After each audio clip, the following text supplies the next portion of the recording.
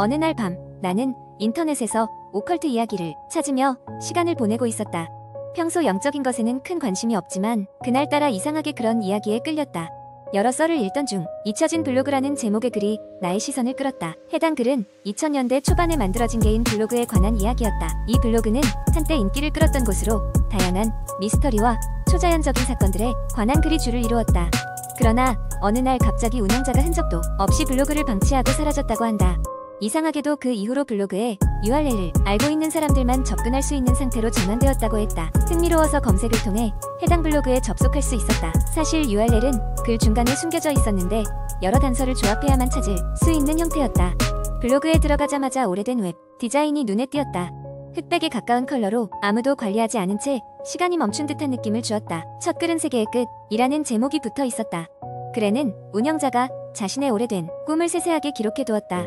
그는 끊임없이 어두운 터널을 걸으며 그 끝에 무엇이 있는지 찾으려 하는 꿈을 꿨다고 했다. 꿈속에서 그는 점점 빠르게 걸으며 때때로 뒤를 돌아보면 무언가가 자신을 따라오는 느낌을 받았다고 한다. 그는 꿈에서 깨어났지만 느낌이 너무나도 생생하여 이 꿈이 자신에게 무언가를 말해주려는 것만 같았다며 글을 마무리했다. 다음 글을 클릭하자 방문자라는 제목의 포스트가 나왔다. 이 글에서는 블로그 운영자가 실제로 누군가 자신을 지켜보고 있는 듯한 경험을 했다고 적혀 있었다.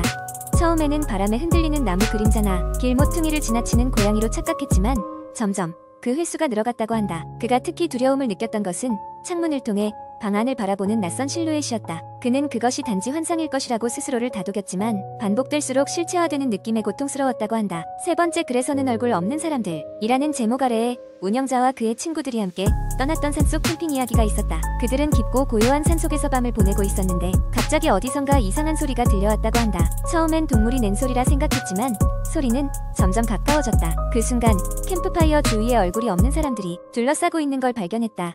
운영자와 친구들은 황급히 자리를 피했지만 그날의 경험은 결코 잊을 수 없었다고 서술되어 있었다. 블로그를 읽으며 소름이 돋았지만 멈출 수가 없었다. 어느 순간 마지막 글에 도달하게 되었다. 제목은 그들이 왔다였다. 내용은 그저 짧은 문장으로만 구성되어 있었다. 그들이 날 찾았다. 더 이상 숨을 곳이 없다. 모든 것을 끝내러 간다.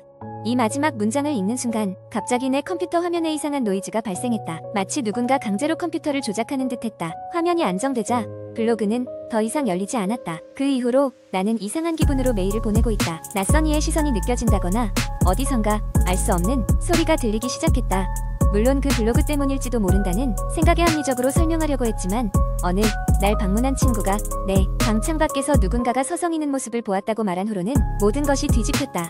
이제 나는 매일 밤 창문을 닫고 커튼을 치지만 그들을 완전히 피할 수는 없는 것 같다. 내가 찾았던 그 블로그가 단순한 이야기인지 아니면 실체가 있었던 것인지 여전히 알 수 없다. 그러나 확실한 것은 그날 이후로 일상이 결코 이전과 같지 않다는 점이다. 두 번째 이야기, 몇 해 전 나는 경상도의 작은 시골 마을에 방문하게 되었다.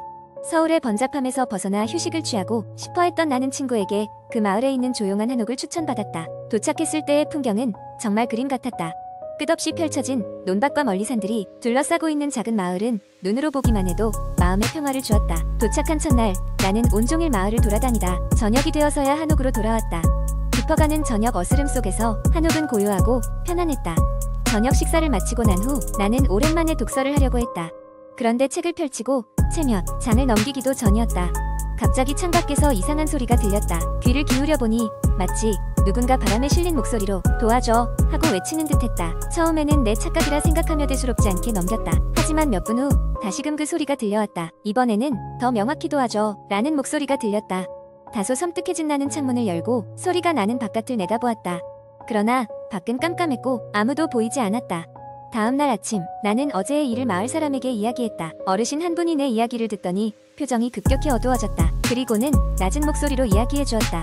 여기에서 50년 전쯤 젊은 여자가 있었는데 그녀는 이 마을의 한 청년과 사랑에 빠졌었지. 하지만 서로의 집안의 반대에 부딪혀 결혼을 하지 못했단다. 결국 그 여자는 이 한옥에서 비극적인 선택을 했던 거야. 그 후로 가끔씩 그녀의 목소리가 이 한옥 주변에서 들리곤 한다네. 그 이야기를 들은 후로 나는 더 이상 그 소리를 무시할 수 없었다. 그날 밤 나는 다시금 그 목소리를 듣게 되었고 이번에는 처음보다 더 절박하게 들렸다. 나는 소리가 나는 곳을 찾기 위해 한옥 주변을 뒤졌으나 아무것도 찾을 수 없었다. 며칠 뒤 한밤중에 나는 이상한 꿈을 꾸었다. 꿈속에서 나는 한복을 입은 젊은 여자를 만났고 그녀는 나를 애처로운 눈빛으로 쳐다보며 도움을 청했다. 잠에서 깬 후 나는 그녀가 무언가를 전하고 싶어하는 것 같다는 생각이 들었다. 다음 날부터 나는 한옥 주변과 마을 곳곳을 둘러보며 그녀의 이야기를 더 알아보기 시작했다. 마을 사람들과 대화를 나누고 오래된 자료를 뒤진 끝에 한 옛날 신문 기사 하나를 발견했다.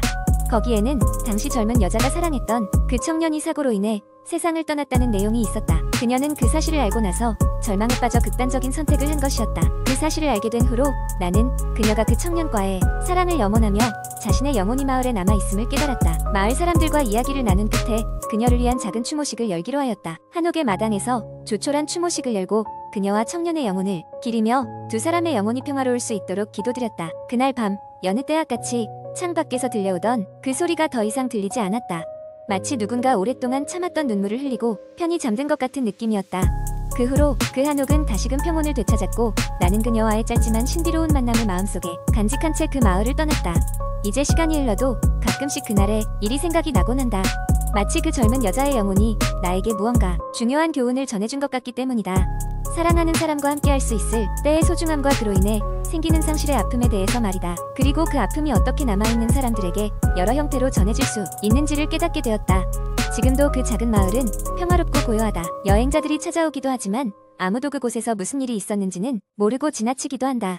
그러나 나는 그 마을과 한옥을 떠올릴 때마다 마치 어딘가에서 나를 지켜보고 있을 그녀의 미소를 느낄 수 있다. 세 번째 이야기 몇 년 전 나는 서울 외곽의 작은 마을로 이사하게 되었다. 회사에서 너무 멀리 떨어져 있지 않으면서도 조용하고 자연 친화적인 곳을 찾던 나는 친구의 추천으로 그 마을에 관심을 갖게 되었다. 마을의 이름은 달빛, 마을 이름처럼 밤하늘에 별빛이 쏟아지는 아름다운 곳이었다. 이사한 지 얼마 지나지 않아 마을 주민들이 자주 모이는 작은 식료품점에서 만나게 된 이웃 사람들은 매우 친절했다. 대화를 나누다 보니 그들 중 몇몇은 이 마을에서 태어나고 자란 사람들이었고 몇몇은 나처럼 외지에서 온 사람들이었다. 마을 자체는 정말 고요했지만 이상하게도 뭔가 숨겨진 이야기가 있을 법한 묘한 느낌이 들었다. 마을에 정착한 지 몇 주가 지나자 밤이 되면 집 뒤쪽 숲에서 이상한 소리가 나는 것을 알게 되었다.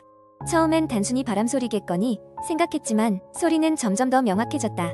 그것은 인간의 목소리 같기도 하고 동물의 울음소리 같기도 했다. 나는 그것이 어쩌면 짐승일지도 모른다고 생각하며 대수롭지 않게 넘기려 했다. 그러던 어느 날 마을의 한 주민이 내게 불쑥 다가와 조용히 말했다. 혹시 밤에 이상한 소리 들리나요? 나는 깜짝 놀랐다. 그녀는 내 표정을 보곤 미소를 지었다. 모두들 처음엔 그 소리에 놀라지만 곧 익숙해질 거예요. 여기 사는 사람들은 그 소리를 달빛 속삭임이라고 불러요. 그녀의 말은 뭔가 이상했다. 흔히 들을 수 있는 자연의 소리라면 굳이 그런 이름을 붙일 필요가 있을까? 호기심이 생긴 나는 그녀에게 그 소리에 대해 더 물었다. 그녀는 잠시 망설이다가 조심스럽게 이야기를 이어갔다. 이 마을에는 오래된 전설이 있어요. 아주 예전 이 마을의 한 젊은 여인이 자신을 사랑하지 않는 남자를 기다리다 지쳐 이 숲에서 스스로 목숨을 끊었다고 해요.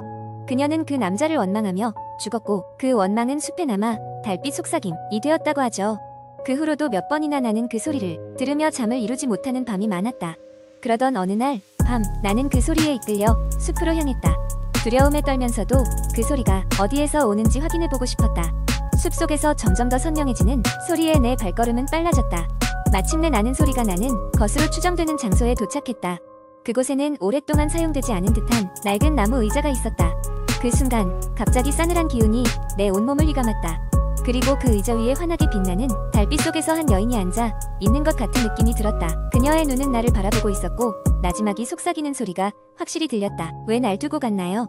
심장이 멎는 듯한 공포가 밀려왔다. 나는 도망치듯 숲을 빠져나와 집으로 돌아왔다. 그날 이후 그 소리는 더 이상 들리지 않았다. 마을 사람들에게 그날 밤의 일을 이야기했지만 그들은 아무 대답도 하지 않고 그저 의미심장한 미소를 지을 뿐이었다. 이후로 마을에서는 이런 이야기가 더 자주 들렸다. 달빛 속삭임은 슬픔과 원망이 남긴 흔적이라며 그녀의 소리를 들은 이들은 모두 어딘가 변화가 생겼다. 나 역시도 그날 이후로 사람들과의 관계 속에서 미묘한 변화를 느끼기 시작했다. 나를 보는 이들의 눈빛이 어딘가 다르게 느껴졌고 그들 사이의 대화에서 항상 은밀함이 느껴졌다. 마을의 오래된 전설처럼 씁쓸한 과거가 숨겨져 있을지도 모른다는 생각을 떨칠 수 없었다.